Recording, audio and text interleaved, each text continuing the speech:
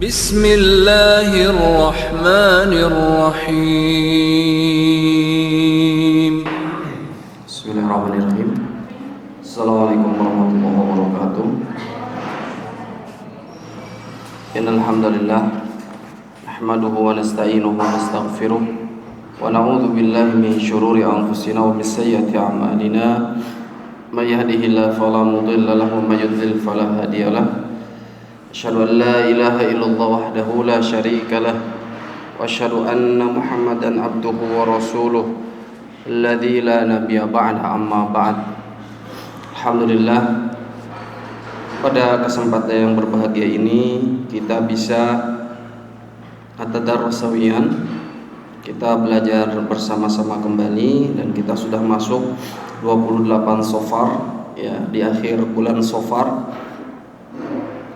tanggal 12 Agustus 2026.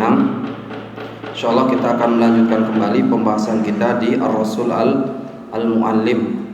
Ya, kita lanjutkan di bab berikutnya, ilmamah syari'ah bi kamalatihi sallallahu alaihi wasallam fi ta'lim wa khuluqihil azim. Ini sekilas tentang kesempurnaan metode mengajar Rasulullah SAW dan budi pekerti Rasulullah SAW yang mulia. Jadi memang dalam pengajaran itu perlu metode-metode yang baik, bukan hanya persiapan yang baik, namun at-tariqah ahammu minal maddah. Metode itu lebih penting daripada materi. Kita dulu sudah beritahukan berkaitan dengan ini, at-tariqatu ahammu minal maddah.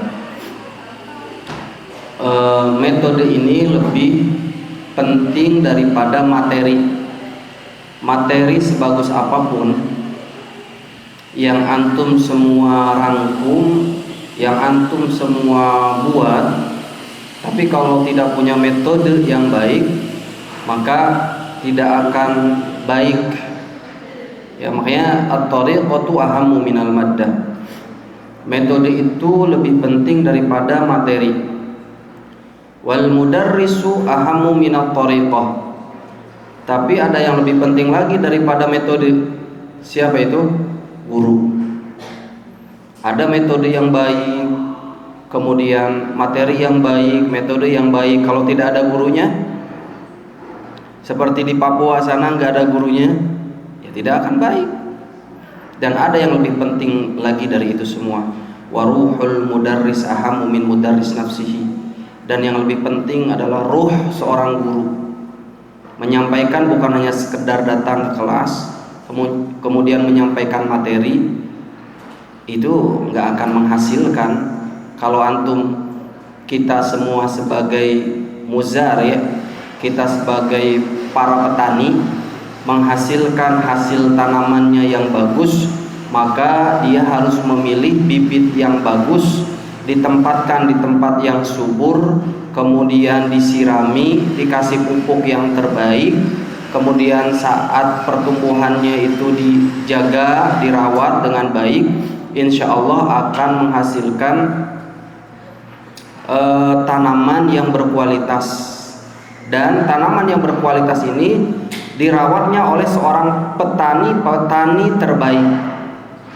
Makanya apa bedanya petani Jepang dengan petani Indonesia? Padahal sama-sama petani, ya.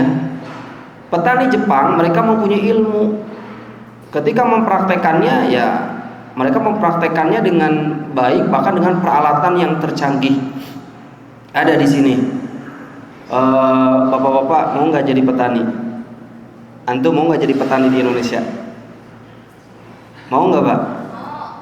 Nggak mau. Nggak mau. Tapi kalau di petani Jepang, Pak, petani Jepang itu dia membawa tanaman-tanaman yang dihasilkan di kebunnya itu pakai mobil. pakainya mobil petani-petani Jepang. Kemudian apa? Kemudian nanti dijual di tempat atau di toko, yang mana di toko tersebut yang menentukan harganya itu bukan pemilik toko, tetapi yang menentukan harganya itu adalah petani Jepangnya itu sendiri. Ini bedanya petani yang berilmu dengan petani yang tidak berilmu. Jadi segala sesuatu itu harus diilmui gitu. Bahkan peralatan pertanian mereka canggih kan. Bagaimana memanennya itu dengan peralatan ya tinggal pakai mobil, nggak ada lagi cangkul-cangkul pakai tangan. Makanya anak-anak muda kita nggak mau kan bertani karena cangkul, capek dan lain sebagainya. Padahal kalau pertaniannya seperti di Eropa atau di Jepang, mungkin anak-anak muda kita pengen jadi petani. Kenapa? Karena mereka menanam saja itu dengan memakai mesin. Ya, kemudian dikasih pupuk dan lain sebagainya pakai mesin. Pas panennya juga nanti pakai mesin. Akhirnya apa? Mereka sangat senang sekali bertani itu. Bahkan pertanian dan peternakan itu yang akan menjadi pekerjaan yang akan terus ada sampai nanti. Sampai nanti kapan? Sampai nanti. Dan pekerjaan yang paling diminati ke depannya berkaitan pertanian dan peternakan. Makanya bagaimana anak-anak muda kita itu mereka bisa dan mau bertani, ya harus dihadirkan peralatan-peralatan yang Siapa yang buat? Siapa yang buat? Nunggu dari Cina dan Amerika? Gak usah. Yang buat adalah antum, para guru. Kok bisa para guru? Karena para guru yang mendidik anak-anak di kelasnya sehingga mereka mempunyai pemikiran yang luar biasa. Akhirnya ada di antara murid-murid antum yang menjadi astronot, yang menjadi presiden, yang menjadi ahli tani. Tadi ahli taninya yang mempunyai peralatan-peralatan yang canggih. Jadi antum itu dari guru, dari pendidikan bisa melahirkan berbagai macam profesi. Mulia sekali pekerjaan antum ini sebenarnya. Profesi sebagai seorang guru itu adalah profesi yang paling mulia. Kenapa? Karena dengannya antum melahirkan banyak profesi-profesi yang lain. Intinya tadi maksudnya dikaitkan dengan petani. Petani saja yang bisa menjaga benihnya, tanamannya sehingga bisa menghasilkan buah yang baik, tanaman yang baik. Begitupun juga dengan anak didik kita. Anak didik kita nggak bisa dibiarkan ayam mengerami telurnya selama berapa lama, Pak? Siapa yang ahli peternakan? Ayam mengerami telurnya berapa lama? Bu, punya ayam di rumah? Punya tanaman di rumah? Ya, kalau kita Indonesia itu pengennya apa? Konsumen, bukan produsen. Akhirnya padahal Indonesia negeri yang subur. Coba tuh Bu, ditanam di depan naon cengek, ya buah-buahan, iya kan? Sehingga musim kemarau pun nggak masalah. Kenapa? Karena saya punya tanaman di rumah saya. Di belakang ada kolam ikan, ada ayam, ada kambing, ada sapi, satu lembah. Masya Allah. Udah itu mah, nggak harus jadi guru Bu. Nggak harus jadi guru ya. Tapi tetap kalau guru itu sebagai profesi yang paling mulia di sisi Allah Subhanahu Wa Taala. Lihat para ibu bapak yang dirahmati Allah Subhanahu Wa Taala. Makanya pentingnya kita membersamai generasi ini dengan kebersamaan yang terbaik. Tadi ayam itu 21 hari terus dibersamai oleh induknya. Induknya itu nggak makan, nggak mandi gitu ya. Ada ayam mandi, dibersamai terus. Makanya antum kalau mau generasi ini baik harus dibersamai, jangan acuh tak acuh. Harus dibersamai dengan kebersamaan terbaik. Ketika ada kesalahan, luruskan dengan cara yang terbaik. Apalagi anak-anak sekarang, naik nada sedikit aja dibilangnya marah. Pak Agus ngajar nggak? Naik suaranya, misalnya Pak Agus ngajar, naik suaranya, tuh Pak Agus mah marah. Ini anak-anak sekarang itu emang. Kalau kita dulu, ketika kita salah, Anda masih ingat di SMA dulu, di SMA ada saat itu guru tafsir am. guru tafsir am, kemudian ada teman-teman di belakang itu yang ngobrol, nggak memperhatikan pelajaran. Apa yang dia lakukan? Dia ngambil sepatunya dan dilemparkan ke teman saya itu. Benar-benar dilemparin. Coba anak sekarang kalau digituin, pakai sepatu dilemparin, lapor polisi. Tapi setelah itu apa yang terjadi dengan teman-teman kita? Teman-teman kita makin hormat sama gurunya, makin dan minta maaf gitu, karena tadi saat belajar ngobrol dan tidak memperhatikan. Tapi anak-anak sekarang nggak bisa seperti itu, dan peraturan sekarang juga tidak boleh seperti itu, Pak. Tidak boleh seperti itu peraturan. Itu dianggapnya kekerasan kan? Dianggapnya kekerasan. Tetapi ketegasan itu penting, dan ketegasan itu bukan marah ya. Ketegasan itu seperti misalnya seorang guru memberikan pilihan kepada anak-anak, nah pilih iya atau tidak. Nah, itu ketegasan, iya atau tidak, ya, bukan amarah.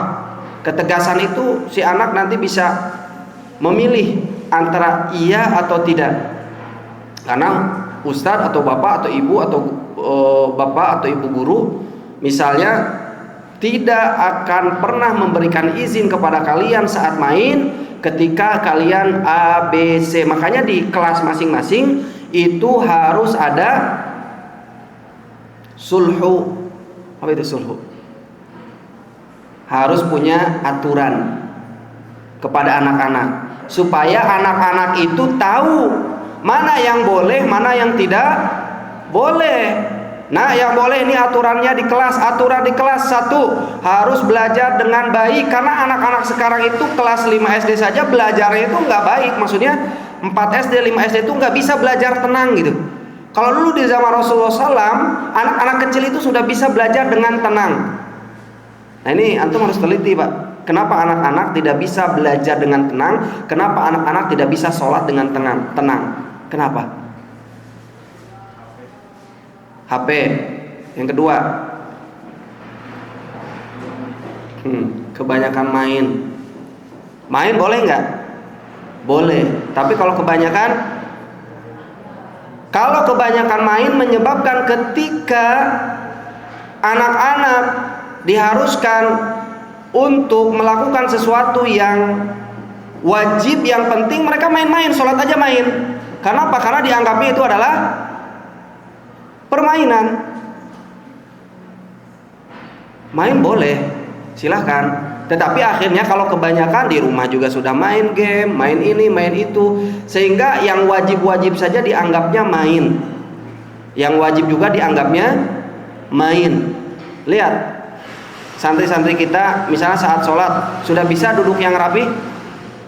Belum, perlu proses ya. Nggak apa-apa, perlu proses, nggak masalah. Kadang di depan Ustadz Fajar dengan tegas kan, diam. Nah, perlu suara yang seperti itu, perlu suara tegas, perlu. Bagaimana mau menyampaikan, wahai anak-anak, dulu Presiden Soekarno pernah mengatakan berikan saya 10 pemuda maka aku akan guncangkan dunia. Kalau disampaikannya dengan nada yang rendah, perlu ketegasan seorang, perlu sosok seorang bapak. Maka dalam keluarga itu ada sosok ibu, ada sosok bapak. Apa yang terjadi kalau anak itu dididik hanya dengan sosok ibu? Tapi jangan khawatir, ketika tidak ada sosok bapak, mungkin antum bisa cari sosok kakek, sosok pamannya. Sebagaimana yang terjadi dengan siapa yang tidak mempunyai ayah? Bunda. Siapa yang tidak mempunyai ayah? Nabi Isa dengan Bunda Maryam. Tetapi dulu Bunda Maryam kan tinggalnya bersama siapa? Nabi Zakaria. Ada sosok ayah. Ada sosok ayah, harus ada tetap. Sosok ayah harus ada. Misalnya dari kakeknya, dari pamannya, atau dari gurunya di kelas. Maka penting sosok ayah itu, dia yang bisa tahu bagaimana ketegasan itu. Dia menyampaikan bagaimana Umar bin Khattab saat di lapangan, misalnya Umar bin Khattab itu adalah seorang yang tegas, bahkan syaitan pun lari dari Umar bin Khattab. Ya, makanya perlunya kerjasama antara ibu guru dengan bapak guru di kelas. Perlu kerjasama. Baik, para ibu bapak yang dirahmati Allah Subhanahu Wa Taala, berarti sangat penting, dan salah satu termasuk kunci sukses seorang guru apabila dia bisa melahirkan anak didik yang hebat, yang tadinya tidak bisa apa-apa menjadi bisa apa-apa. Itu dibersamai. Sebagaimana dulu Rasulullah SAW membersamai anak-anak muda, Rasulullah SAW membersamai anak-anak kecil. Karena memang Rasulullah SAW itu ditolongnya oleh anak-anak muda. Orang tuanya itu memang sudah tidak menerima ajakan Rasulullah SAW. Makanya kita itu sekarang sedang berlomba-lomba dengan orang-orang yang tidak baik.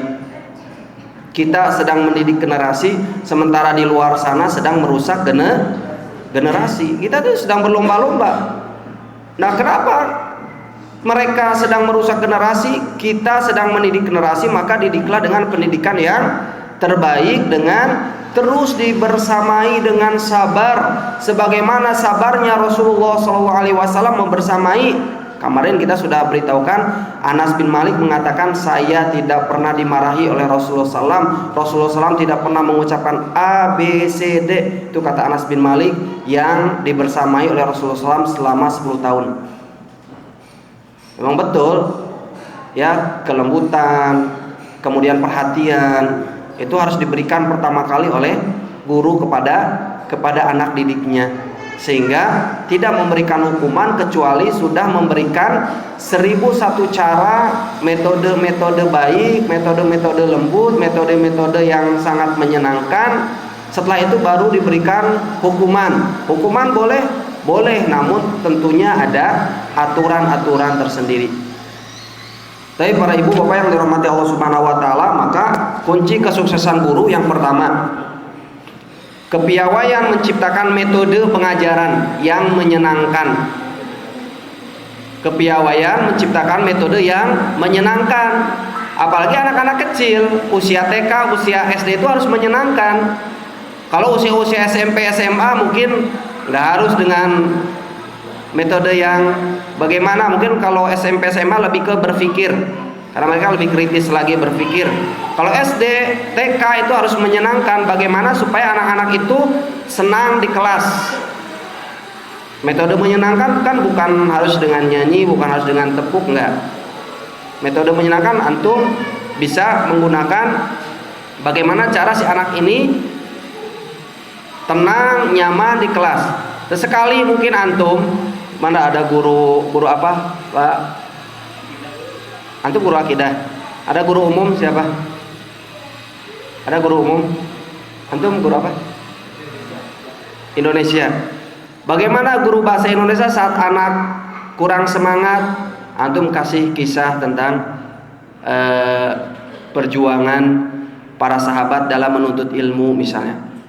Para antum guru Indonesia nggak masalah. Antum cari itu kisahnya. Ada misalnya waktu 7 menit memberikan motivasi kepada mereka. Berikan motivasi. Nah, ini yang kedua, kunci kesuksesan seorang guru tadi apa? Kepiawaian menciptakan metode yang menyenangkan. Yang kedua, selalu memberikan motivasi. Motivasi di sini kebasyiron, kabar gembira. Ya, antum berikan dulu kabar-kabar gembira daripada peringatan. Berikan kabar-kabar gembira ya, tentang surga, tentang keutamaan dalam menuntut ilmu, tentang keutamaan dalam menghafal Al-Quran misalnya. Berikan dulu itu, sehingga mereka itu nanti bisa mempunyai kesadaran dalam belajar. Ya, mempunyai kesadaran dalam belajar ketika mereka tahu keutamaan-keutamaannya. Berikan kabar gembira.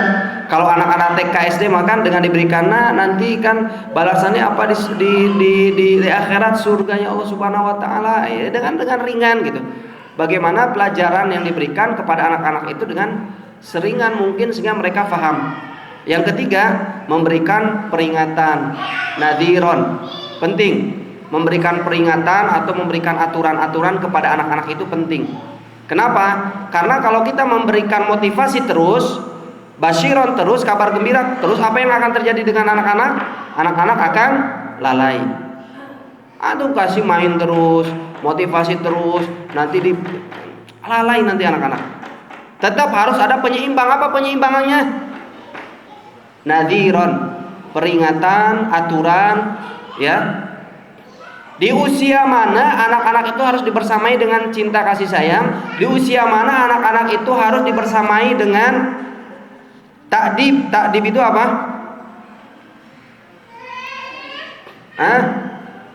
Ta'dib itu apa? Adanya aturan-aturan. Disebutkan oleh Ali bin Abi Thalib. Terakhir yang keempat dulu deh, kunci kesuksesan seorang guru. Yang keempat adalah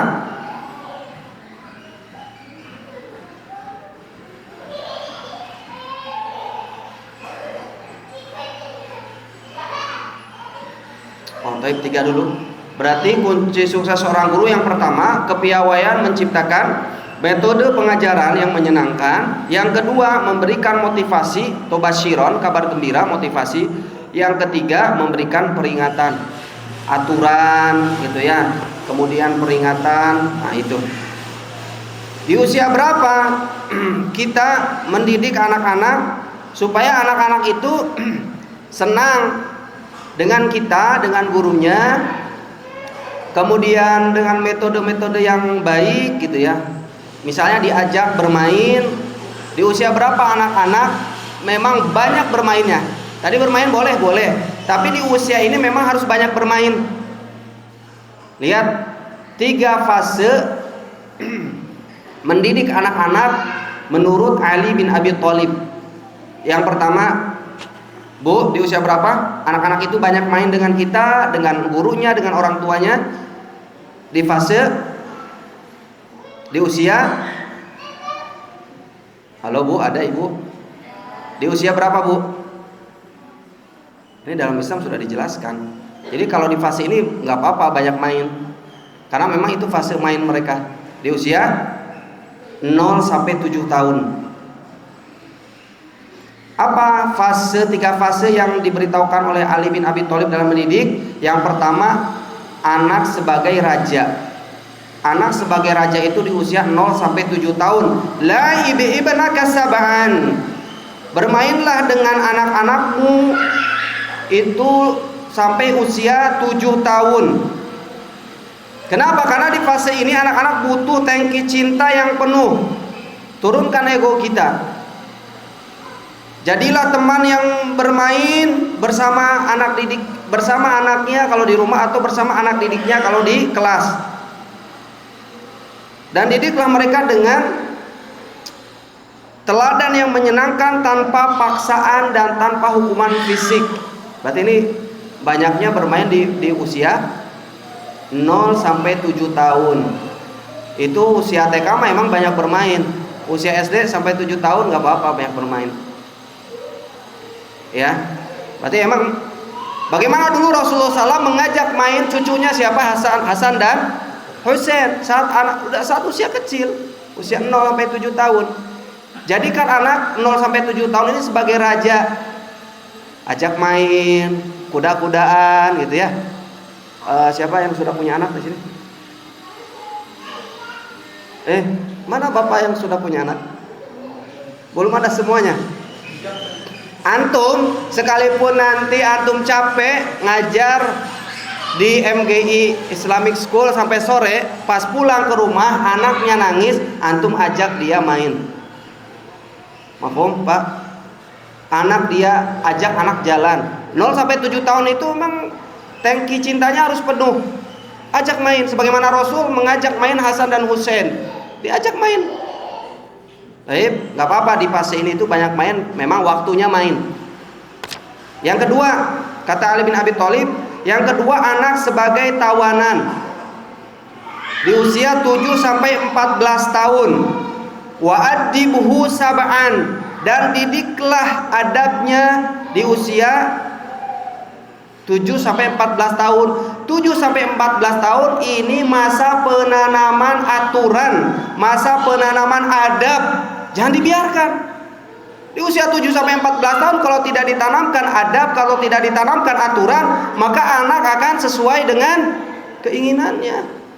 Ajak, tanamkan aturan. Nah, Di kelas ini tidak boleh A, B, C, D.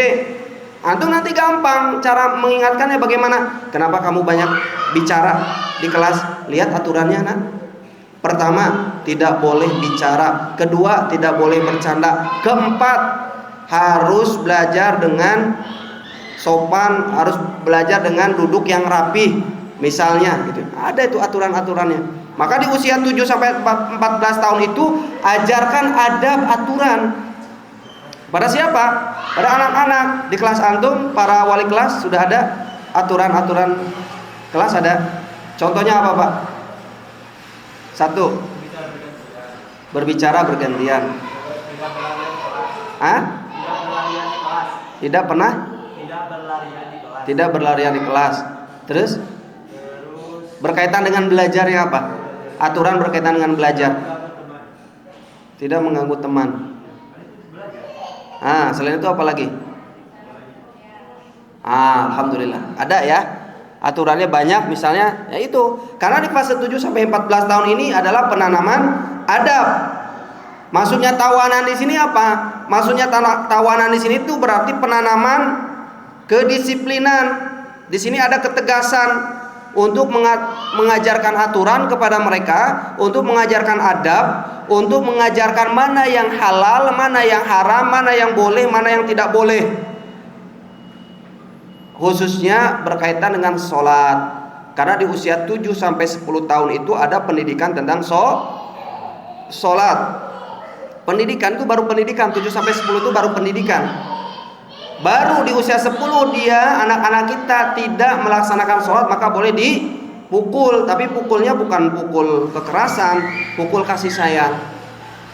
Ya, tidak boleh memukul di tempat-tempat yang dilarang atau di area-area sensitif. Tidak boleh. 7 sampai, maksudnya apa? Kenapa yang lebih diutamakan sholat? Kalau sholatnya sudah baik, insya Allah urusan yang lain pun baik. Itu, Pak. Karena sholat itu pertama kali yang akan ditanyakan nanti di akhirat, sholat. Makanya ini Rasul memberikan contohnya itu dengan sholat. Karena sholat itu adalah sesuatu yang paling utama dibandingkan yang lainnya. Kalau sholatnya sudah baik, maka yang lainnya pun insya Allah baik. Ya, makanya Rasulullah SAW memberikan contohnya itu dengan sholat. 7 sampai 10, 3 tahun itu adalah masa pendidikan mereka untuk sholat. Ibu punya anak di rumah laki-laki, sekarang sudah usia 8 tahun, wayahna si bapak kudu ngajak anakna subuh-subuh ke masjid, Bu. Usia 7 sampai 10 tahun. Jangan dibiarkan. Cek ibu teh, usah da bapana oge masih kene kulem ngarengkol. Wayahna bangunin sama ibu. Bagaimana nanti anaknya di usia SMP bisa sadar untuk sholat? Karena di rumah saja tidak dididik untuk sholat. Yang penting, yang wajib saja tidak diingatkan, apalagi nanti selain itu. Yang lain itu tidak terlalu begitu wajib. Misalnya yang wajib saja ini harus diperhatikan, yang wajib dulu. Perhatikan, diajak sama bapaknya sholat subuhnya, maghribnya, isyaknya, sehingga nanti anak-anak sadar ketika waktunya azan mereka akan sholat. Ya, kalau anak perempuan mungkin di rumah. Kalau anak laki-laki, wayah nasib bapak harus mengajak anaknya untuk ke masjid. Ya Pak ya, siap nanti kalau sudah punya anak. Jadi ilmu dulu, ilmu sebelum amal, nggak apa-apa ilmu dulu. Fase ketiga adalah anak sebagai sahabat. Anak sebagai sahabat ini usia 14 sampai 21 tahun. Makanya di usia 14 sampai 21 tahun wasohibuhu sab'an, jadikan dia sahabat. Makanya usia-usia 14 sampai 21 tahun itu ya nggak bisa kita otoriter lagi. Nah harus seperti ini, nggak bisa. Mereka sudah mempunyai pikiran sendiri. Ajak ngobrol, ajak dialog. Sebagaimana dulu Rasulullah SAW ada yang datang kepada Rasulullah SAW seorang pemuda dan minta izin kepada Rasul untuk berzina. Apakah Rasul langsung melarang? Tidak. Apa yang dilakukan Rasulullah SAW? Rasul mengajak dialog. Karena yang namanya pemuda, antum kalau langsung dilarang-larang gimana? Pak Mardi namanya? Ini Pak siapa? Pak Fadli. Langsung dilarang-larang gimana? Berontak nggak antum? Dilarang ini, dilarang itu, berontak kan? Tapi kalau orang tua antum mengajak dialog dulu, nah gimana kalau seperti ini, bagaimana pandanganmu? Oh iya Pak, Nabi Ibrahim saja mengajak anaknya Ismail padahal belum usia dewasa dengan komunikasi. Ya bunaya, ini aro fil manami anni adbahuk, saya itu menyembelihmu. Fanzur madza taro, itu kan diajak komunikasi. Apa pendapatmu? Pari, kalau orang tua antum, itu antum dulu masih kecil, bilang, bapak melihat di mimpi akan menyembelihmu. Apa pendapatmu, wahai Pari? Kabur kalau anak sekarang makan. Ya tetap harus diajak komunikasi. Karena komunikasi itu dan di dalam Al-Quran lebih banyak itu komunikasi anak dengan bapak, wahai bapak-bapak nih. Dengan ibunya mah komunikasi dengan ibu. Di dalam Al-Quran tidak disebutkan banyak. Tetapi yang lebih banyak adalah dengan bapak, dengan ayah. Makanya misalnya anak-anak kita, anak-anak didik kita tidak mendapatkan perhatian dan komunikasi yang baik di rumahnya, setidaknya mereka mendapatkan komunikasi dan perhatian dari sekolahnya bersama guru-gurunya di sekolah. Baik, diulangi dulu terlebih dahulu Bapak Ibu. 3 fase dalam mendidik anak menurut Ali bin Abi Thalib. Yang pertama, jadikan anak sebagai raja. Jadi di usia 0 sampai 7 tahun. Makanya ini ajak anak bermain. Fase ini boleh banyak anak bermain. Silahkan. TK memang waktunya bermain. SD usia 0 sampai 7 tahun. 7 tahun berarti kelas berapa Pak? Kelas 1. Adapun setelahnya, nah ini fase yang kedua. Apa fase yang kedua? Jadikan tawanan. Maksudnya jadikan tawanan bagaimana? Anak-anak harus diberikan aturan adab, ya, adab dan aturan yang jelas. Dari usia berapa? 7 sampai 14. Berarti ini usia SD. Usia SD, anak-anak harus diberikan aturan-aturan dan adab yang jelas. Main, silakan main, boleh saja main, tidak masalah. Tetapi ada aturan. Ketika sudah waktu sholat, maka dia harus sholat dengan khusyuk. Ketika belajar, dia harus belajar dengan khusyuk. Bagaimana para sahabat dulu saat belajar? Seolah-olah di kepalanya ada burung. Berarti mereka belajarnya dengan khusyuk. Ya, belajarnya dengan khusyuk. Kenapa? Karena ilmu itu perlu dengan khusyuk gitu. Antum belajar ilmu nanti, ada ilmu akidah, ada ilmu tafsir, bisa sambil gerak-gerak. Belajar ilmu nanti, antum kalau mau lanjut ke Madinah, ke Ummul Qura, bisa sambil gerak-gerak gitu. Belajar ilmu tafsir, faraid. Harus khusyuk.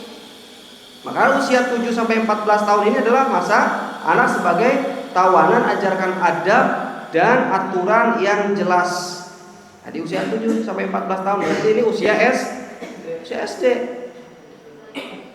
Ya, makanya kenapa anak-anak belajarnya tidak khusyuk? Kenapa anak-anak sholatnya itu nggak benar-benar? Kebanyakan main.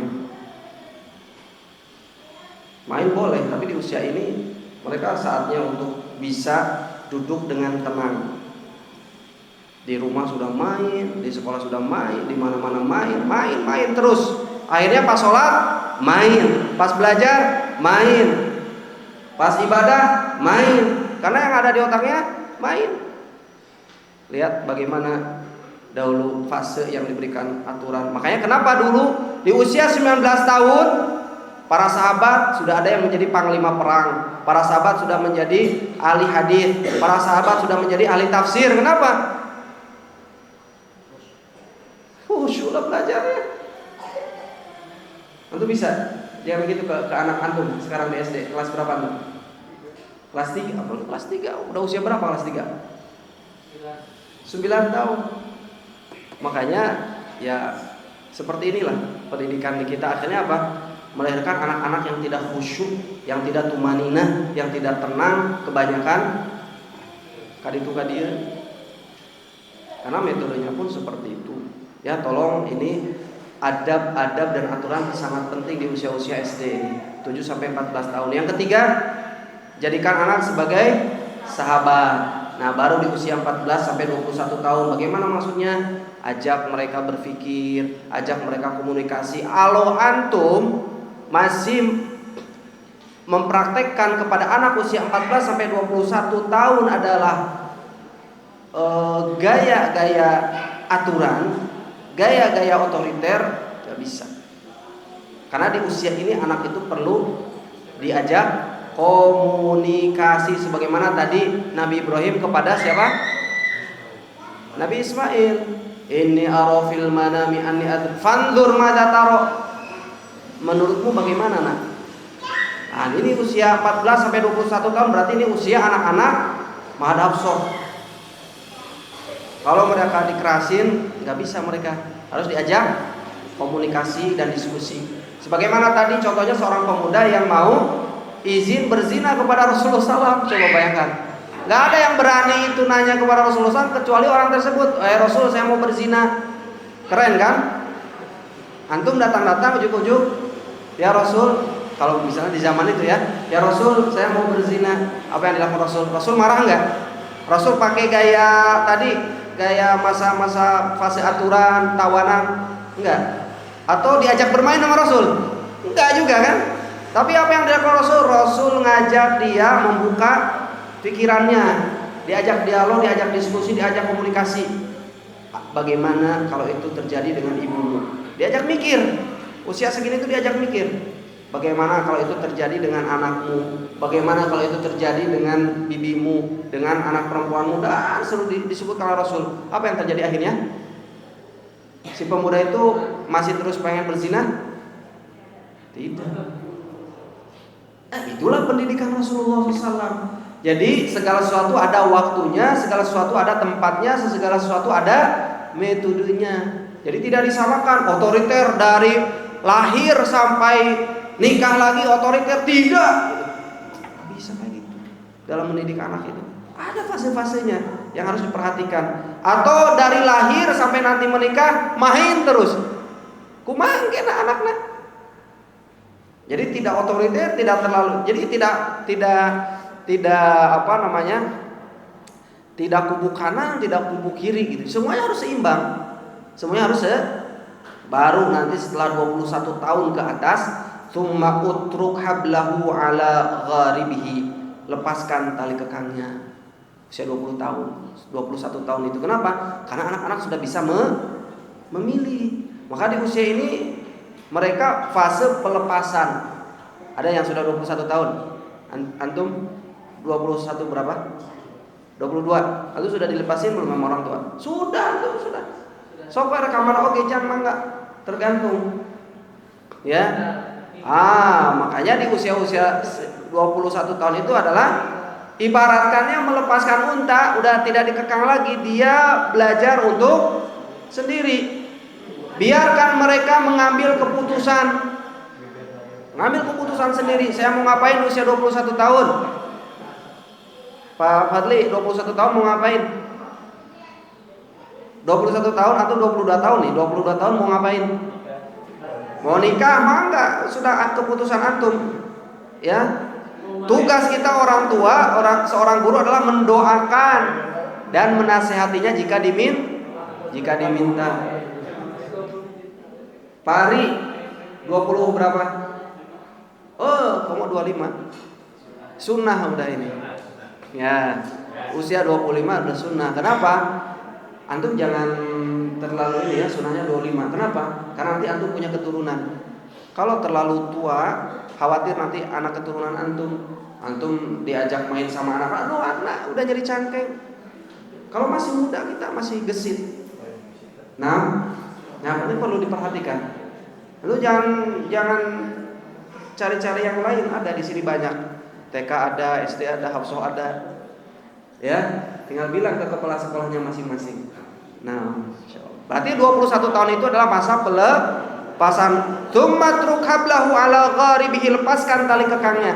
Karena mereka sudah bisa mengambil keputusan. Ada enggak anak muda usia 21 tahun belum bisa mengambil keputusan? Banyak. Banyak sekarang anak muda 21 tahun belum bisa mengambil keputusan. Kenapa? Karena pendidikannya. Karena didikannya baik di rumahnya maupun di sekolahnya. Anak 21 tahun bilang ke ibunya, ke bapaknya, "Umi, tolong pakein celana." Allahu Akbar. 21 tahun itu sudah bisa mengambil keputusan. Ya. Seperti siapa? Tadi diibaratkan dengan onta. Maksudnya bukan ketika onta itu sudah bisa dilepas, ya, kita pun di usia segitu bisa dilepas. Makanya hadisnya di usia-usia itu ya syara syabab manis atau amin kumul ba'ah falyatazawwaj. Siapa yang sudah mampu untuk menikah, menikahlah.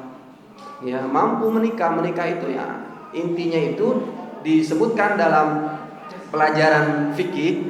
Mampu menikah itu apakah mampu apanya, Pak? Dalam fikih disebutkan menikah itu mampu apanya? Yang disebut mampu menikah itu adalah dia bisa jima. Itu. Lu sudah mampu belum? Itu.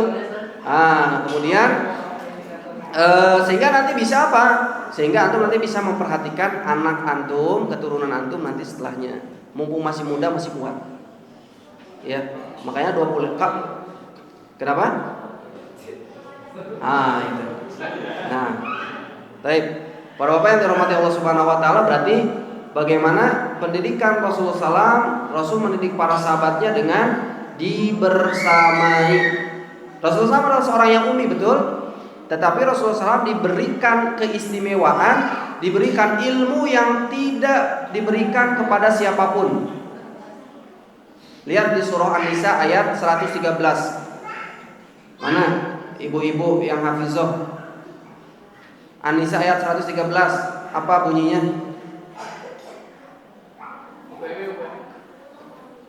An-Nisa ayat 113. Bapak-bapak yang hafid, ibu-ibu, wa 'allamaka ma lam takun ta'lam wa kana fadlullahi 'alaika 'azima. Dan dia mengajarimu apa yang belum kamu ketahui. Jadi Rasulullah SAW itu memang dibimbing oleh wahyu. Allah mengajarkan kepada Rasul sesuatu yang belum diketahui, dan karunia Allah kepada Nabi Muhammad sangatlah besar. Makanya di Quran surah Ad-Duha diberitahukan bahwa Rasulullah SAW itu diberikan nikmat secara zahir. Kalau di Al-Insyirah disebutkan nikmat secara batin. Nikmat secara batin apa? Nikmat Rasul secara batin di Al-Insyirah.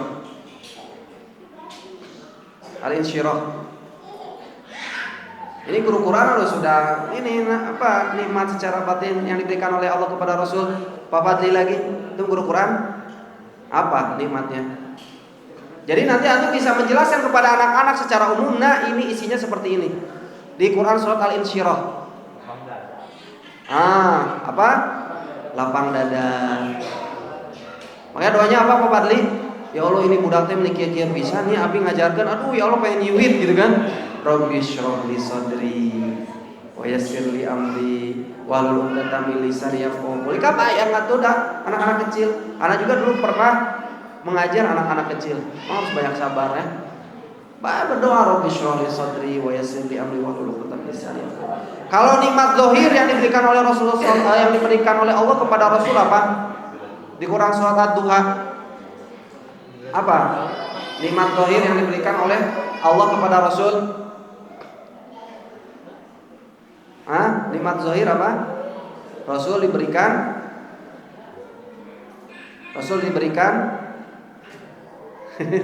jangan ketawa. Rasul diberikan apa Pak? Ibu, Rasul diberikan apa nikmat zahir di Quran surah Ad-Duha? Biar enggak anak terus yang ngomong nih. Enggak ada air masalahnya. Apa Bu? Apa Bu? Rasul diberikan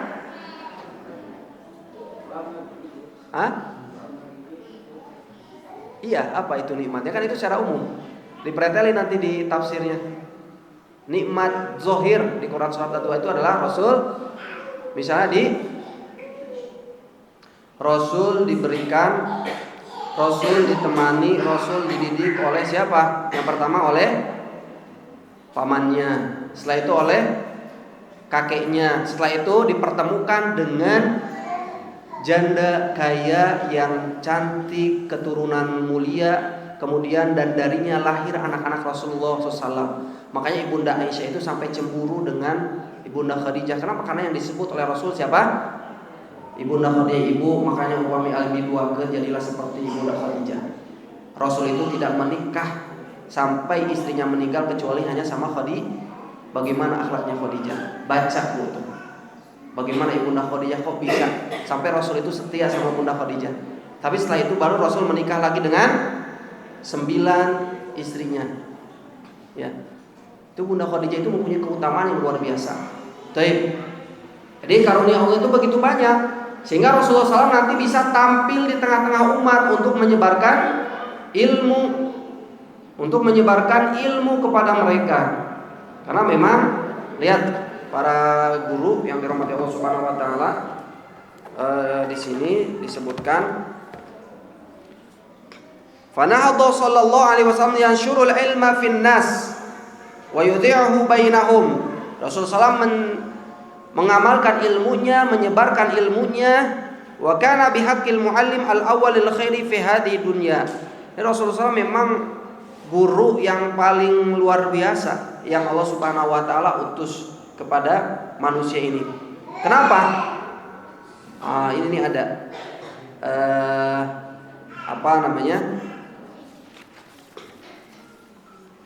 Rasul adalah guru yang utama yang mengajarkan kebaikan, ya.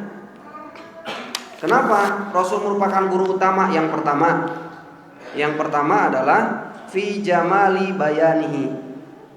Rasul disebutkan adalah guru yang utama karena satu, metode pengajaran yang baik.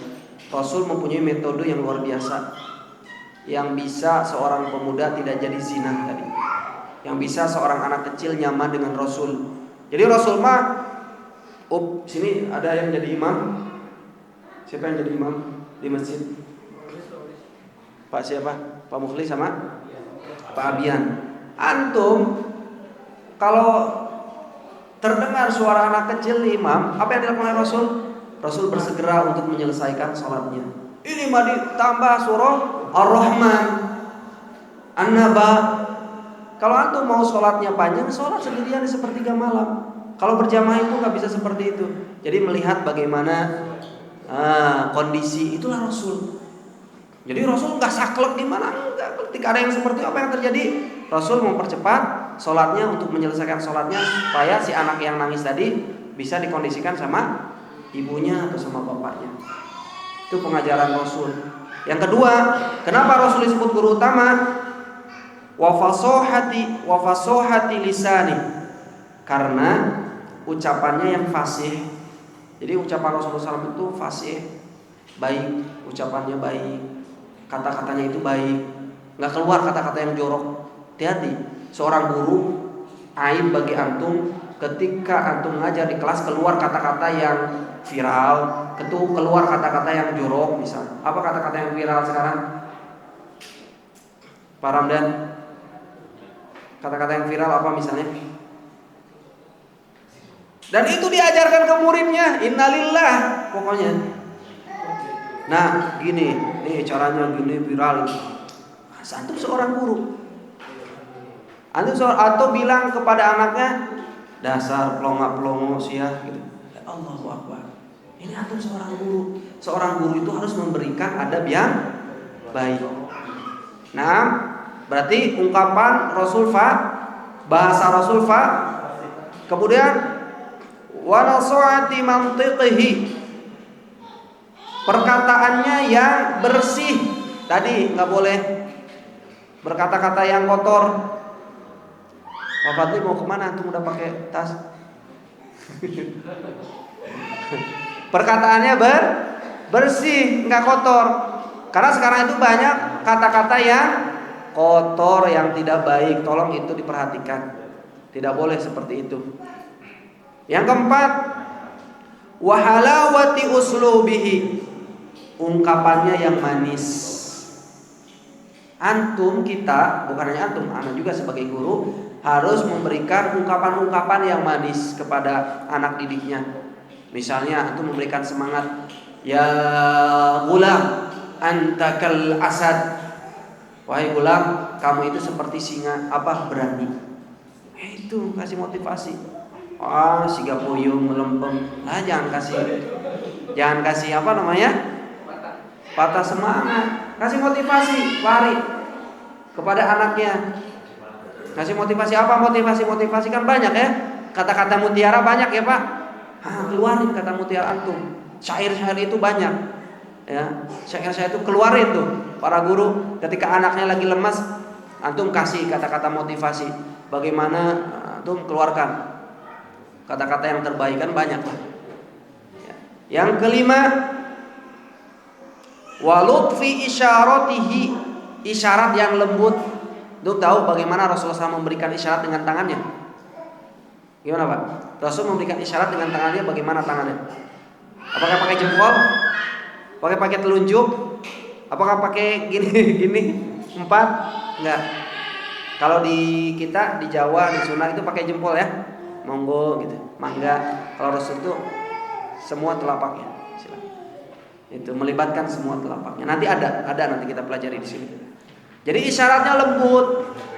Wah, ini mau udah pakai telunjuk, nyuruh lagi.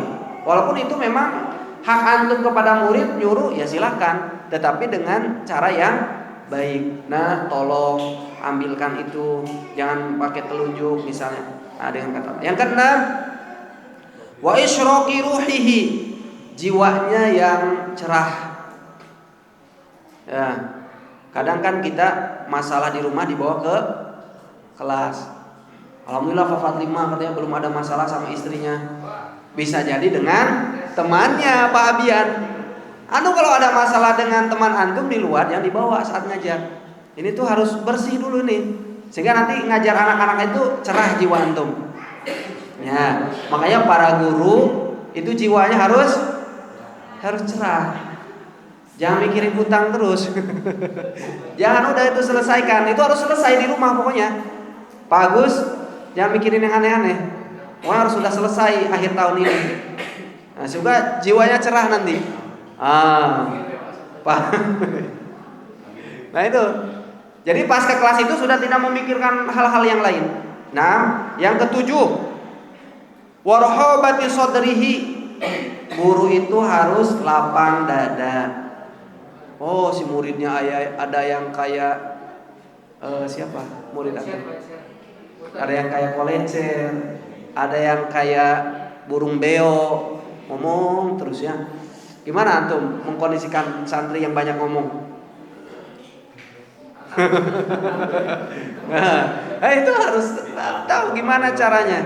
Apalagi ibu-ibu nih, ibu-ibu yang baru bergabung, yang dari Hapso, dari mana gitu. Ini anak ini banyak ngomong terus ya, atau anak ini kok seperti ini? Maka harus mengkondisikannya dengan baik. Maka harus lapang dada. Yang kedelapan, wariqati qalbihi, hatinya lembut. Makanya tidaklah kelembutan diberikan kepada seseorang kecuali Allah menginginkan kebaikan untuknya. Kebalikannya, orang yang kasar itu Allah tidak menginginkan kebaikan untuknya. Jadi kalau antum sudah diberikan kelembutan oleh Allah, Allah itu menginginkan kebaikan buat antum. Tapi kalau kitanya kasar, keluar kata-kata kasar, otoriter, siga macan, ya, maka Allah itu tidak menginginkan kebaikan. Makanya berbahagialah bagi antum yang diberikan kelembutan. Ya, anak juga masih belajar supaya bisa lembut. Semuanya kita belajar. Sebagai guru harus lembut. Lembut itu bukan lemah ya. Lembut itu bukan lemah, tidak. Lembut itu bukan kelemahan, tapi itu adalah sifat yang mulia. Apalagi perempuan harus mempunyai sifat lemah. Bagaimana kalau perempuannya punten galak? Nanti mendidik anak-anak jadi anak-anak yang super galak. Perempuan itu harus lemah lembut nanti kepada anaknya, kepada suaminya, gitu ya. Kemudian yang ke-9, wa wafrati hananihi, kasih sayang yang melimpah. Pak Fadli, atau tipasian kasih sayang usaha, sehingga kasih sayang antum itu nanti melimpah. Antum kasih sayang itu kepada anak didik antum dari orang tua antum. Antum jangan mikir dari yang lain-lain. Pak Fadli, memang ada yang WA antum? Kasih sayang dari umi dan abi antum dulu saat mendidik, sehingga antum bisa memberikan kasih sayang itu kepada anak didik antum. Itulah Rasul, kasih sayangnya melimpah. Yang ke-10, ini inti-intinya saja. Wa hakim syiddatihi, Rasulullah SAW adalah orang yang bijaksana. Bagaimana memperlakukan si anak ini, misalnya kondisinya sakit, anak ini kondisinya sedang tidak baik-baik saja, gitu ya. Antum harus bijaksana. Masa dia tetap disuruh untuk ngafal Al-Quran misalnya, atau disuruh untuk tetap belajar? Kan tidak. Nah, silakan ke UKS dulu, gitu ya. Tapi antum sebagai guru harus tahu mana anak didik antum yang modus. Pak, izin pusing. Ternyata di UKS dia memang pengen tiduran. Ya. Misalnya anak-anak di kita usia 14 sampai berapa? 16 tahun, di Hapso 13 sampai 16 tahun. Ketika ada yang, "Bu, maaf pusing." Apa yang harus dilakukan oleh gurunya? Ajak dia jalan-jalan. Ajak dia jalan keluar, sehingga pas di luar dia cerah, nggak pusing lagi. Modus saat itu. Nah, makanya guru-guru itu harus tahu mana anak ini yang modus, mana yang beneran pusing. Pak ya, sudah bisa Pak Fadli melihat anak yang modus dan enggak? Insyaallah. Nah, jam terbang insyaallah nanti juga. Yang ke-11 wa'adimu intibahihi, penuh perhatian. Ya, sebagai seorang guru kita harus punya perhatian kepada anak didiknya. Yang ke-12 wasumu'i dzakaihi, ingatan yang baik, ingatan yang kuat. Jadi sebagai seorang guru itu harus punya ingatan yang kuat. Siapa ini namanya, siapa ini, kenapa, bagaimana nanti ditanya oleh antum. Karena murid itu sangat senang ya ketika ditanya ya, sangat senang sekali. Anak dulu di kuliah itu punya guru, si Syekh ini itu jarang datang ke Indonesia. Datangnya mungkin 1 semester sekali gitu, datangnya itu. Tapi ketika ketemu dia tahu nama kita. Kok bisa dia tahu nama kita? Karena mungkin dia sudah lihat dari fotonya ini kan, apalagi antum yang ketemu setiap hari. Bahkan kalau guru itu bukan hanya nama yang harus antum ketahui, sifat anak-anak antum harus tahu. Bagaimana sifat anak ini, bagaimana A, B, C itu antum harus sudah tahu. Sehingga nanti antum bisa mengarahkan, kalau si anak ini kelebihannya di olahraga atau kelebihannya di pendidikan, maka diarahkan untuk hal tersebut. Udah jam 4. Yang terakhir, wa katsiru rifqihi bin nas, mempunyai sifat ramah kepada yang lain. Sehingga Rasulullah SAW berkata, innama bu'ithu mu'alliman, aku itu diutus sebagai seorang guru. Maka berbahagialah para guru. Kenapa? Karena guru itu adalah profesinya para nabi. Karena guru itu adalah profesinya Nabi Muhammad Sallallahu Alaihi Wasallam. Jangan bersedih hati ya, karena di sisi Allah ada pahala yang terbaik insya Allah. Nah, tadi doa kafaratul majlis, subhanakallahumma wa bihamdika, asyhadu an la ilaha illa anta, astaghfiruka wa atubu ilaik. Assalamualaikum warahmatullahi wabarakatuh.